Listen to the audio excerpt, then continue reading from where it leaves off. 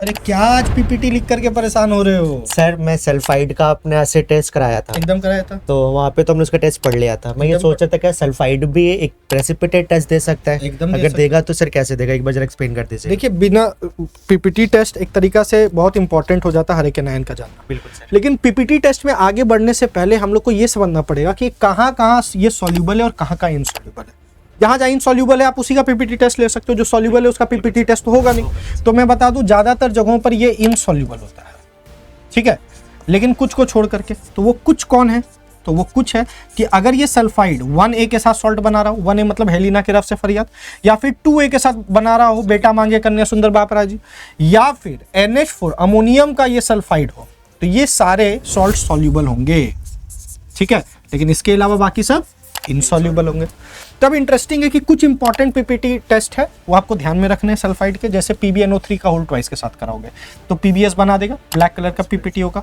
CdNO3 के साथ कराओगे CDS बना देगा, AgNO3 के साथ कराओगे Ag2S बना देगा, HgNO3 का होल ट्वाइस के साथ कराओगे HGS बना देगा।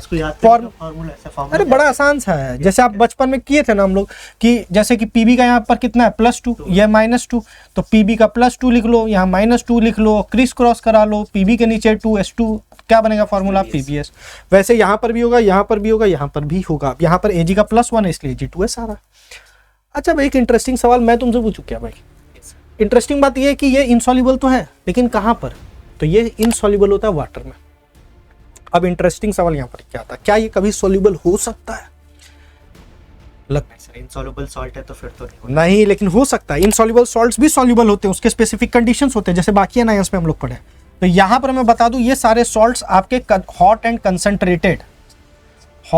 कंसंट्रेटेड HNO3 में तो सॉल्यूबल होते हैं, लेकिन ये नहीं होता सॉल्यूबल। अब फिर सवाल आएगा क्यों?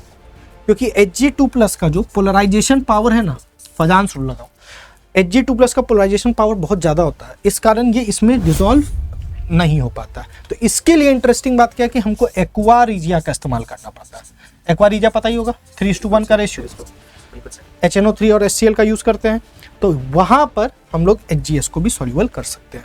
तो अगर आपको मजा आया ना, तो इसका एक बार सेव कर लो इस रील को, और फॉलो करना मत भूलना, लाइक कर देना, शेयर भी करना अपने दोस्तों के पीछे। मिलते हैं आपसे नेक्स्ट वीडियो में, तब तक के लिए स्वस्थ रहे, मस्त रहे और जबरदस्त रहे।